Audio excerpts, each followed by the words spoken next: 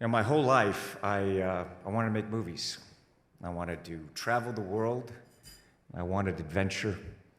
As a kid, I'd create characters. I wrote stories to entertain my family and friends, and I always had jobs since I was a little kid, about 7, 8 years old, and I would use that money to go to the movies. I'd watch movies on TV. I'd watch old movies on TV. But I would always go to the movies whenever I could, and when I didn't have the money, I figured out a way to sneak in or get someone else to take me. So anyway, there I was 18 years old in Valley Forge, Pennsylvania, and I wasn't watching a movie. I was on a set making one, and I have to say it was quite surreal. Taps was produced by Stanley Jaffe, who had just won the Oscar for Kramer versus Kramer. It was directed by Harold Becker of The Onion Field. It starred Timothy Hutton, who had just won the Oscar for Ordinary People, and another brilliant young actor making his film debut, Sean Penn. So there's undeniable talents. And Stanley and Harold did an amazing thing, and I didn't know enough about film at that time to know how unusual it was. They set up weeks of rehearsal before filming. And there was a writer there, and I had military training and rifle corps training, and they pointed us in the direction of research, and this opened the door for me to investigate every aspect of film production.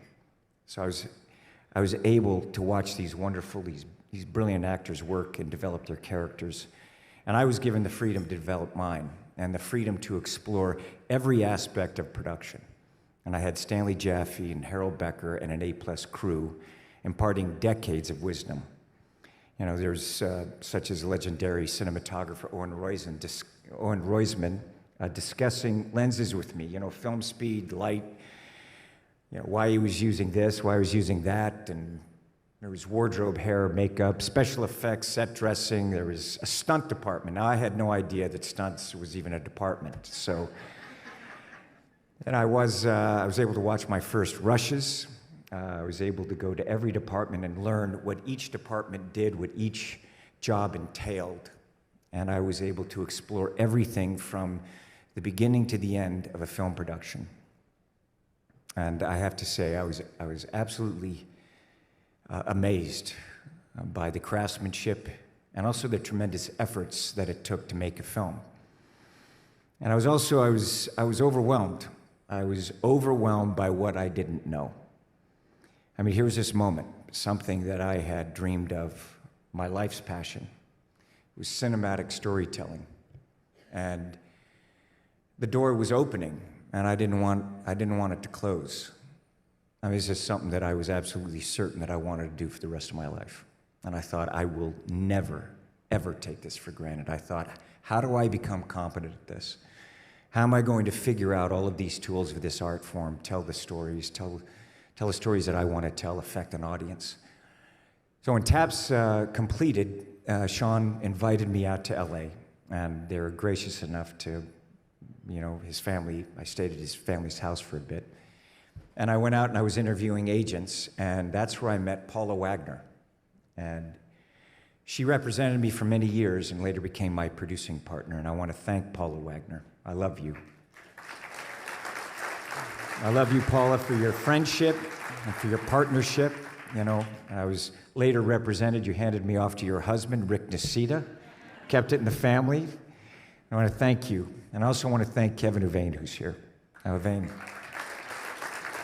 I've known you for over 30 years. We've been together. Maha Tequil, Joe Lubin. Thank you.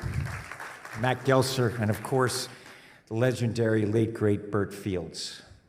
And I'm grateful to you and all of CAA, because when I hired Paula, see, I had these dreams, I had these goals, very goal-oriented,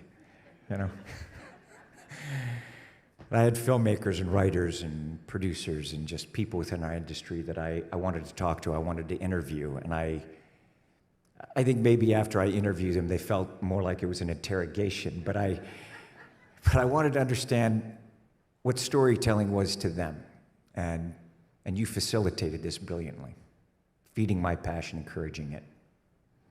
And I always thought that, if I could make movies, if I could be competent at this, and if the movies made their money back and then some, everyone would get their Christmas bonuses, and I'd be able to go out and I could make some more movies. And possibly, I'd create the opportunities for other filmmakers to do the same. So I'm indebted to a great number of industry legends who had the patience to hear and answer the thousands upon thousands of questions. And for no reason other than their love of the craft, that is cinema, they unselfishly shared these lessons and their hard-earned trade secrets, all of the accumulated knowledge learned by them over their illustrious careers, and all of them with a different personal viewpoint of cinema, the essence of film, and the intangible meaning of art itself.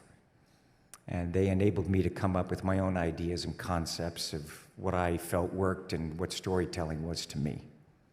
And Jerry Bruckheimer, you are